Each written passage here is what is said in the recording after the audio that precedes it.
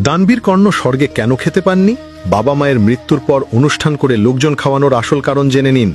মহাভারতের যুদ্ধের পর যখন দানবীর কর্ণ মারা গেলেন, তখন তাকে সরাসরি স্বর্গে নিয়ে যাওয়া হলো, কারণ তিনি জীবনে প্রচুর দান করেছিলেন।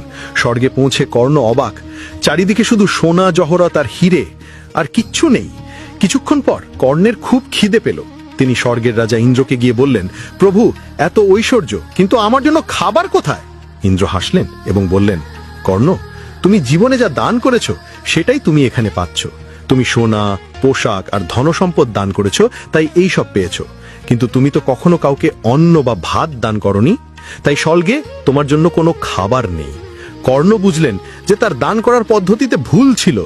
তিনি আসল জিনিস অর্থাৎ খাবার দান করেননি। তখন কর্ণ ইন্দ্রের কাছে 14 দিনের জন্য পৃথিবীতে ফিরে আসার অনুমতি চাইলেন।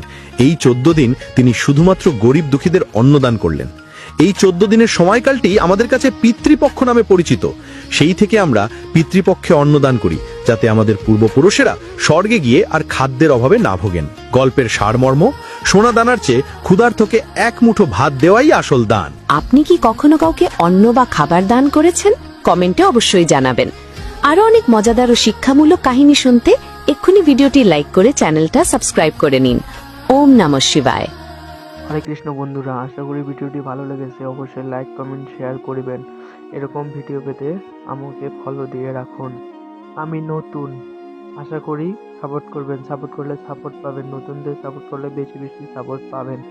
হরে কৃষ্ণ বন্ধুরা, ভালো থাকবেন। ধন্যবাদ।